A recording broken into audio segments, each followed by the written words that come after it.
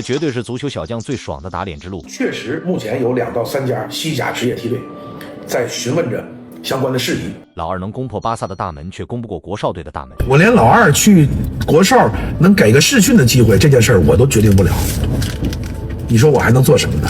他們當時的嘲諷聲好大啊，差點就蓋過了老二的一舉。一场 Best 杯讓各路豪门球探注意到了这个中國少年，他的下一站到底去皇馬、馬競、巴薩、皇家貝蒂斯還是西班牙人？但不管最終選擇哪家豪門，老二這2年遭受的所有冷眼與嘲諷，終於熬出頭了。足球圈所有人都在關注一個話題：老二接下來要去哪兒？不少歐洲大牌俱樂部的名字全都和這個中國少年綁在了一起。董路在直播裡也證實，西班牙、英國的球探確實盯上了呂夢陽，確實得到了包括西班牙和英國的球探的關注。中國足球小將團隊的工作人員也在直播和社交平台放出不少信號，種種蛛絲馬跡都在暗示呂夢陽已經被某支西甲豪門青訓看中，就等着官方對外公布消息。誰能想到，就是這幾場比賽直接把他推到了歐洲球探的視野當中。在拜斯杯的賽場，呂夢陽代表中國足球小將一共打了4場比賽，交出2球1助攻的成績單。尤其是首場碰上巴薩梯隊這一戰，呂夢陽直接打瘋了，好幾次單兵闖關，持球直衝對手腹地，靠眼花繚亂的腳下節奏一次次撕碎巴薩的防守，還轟入一粒十分漂亮的進球。台下一眾球探記住了這個中國少年，但這場命運般的馬德里之行險些化為泡影。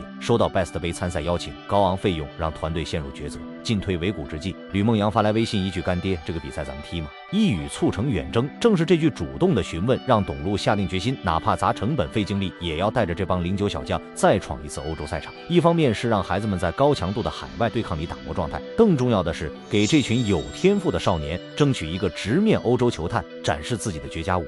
這場足以改寫職業生涯的海外機會，不是別人施捨的，是呂夢陽自己主動爭取來的。所有人盯着的都是呂夢陽在歐洲賽場上的高光畫面，但沒人真正看見這份光鮮背後藏着多少不為人知的辛酸。在媽媽和哥哥的陪伴下，呂夢陽遠赴西班牙，滿心期待開啟自己的留洋之路。本以為是追夢的開始，可異國他鄉的現實狠狠給這位少年上了一課。呂夢陽腳下技術細膩，擅長小空間變向突破，可就是這種極具靈氣的球風，始終得不到歐洲教練的認可。整整2年，他一直被冷落，直到2025年10月，少年徹底繃不住了。他給董路發去了一條滿含委屈的信息：乾爹這2年在西班牙這邊待得太難受了，然後說要實在不行就回國吧。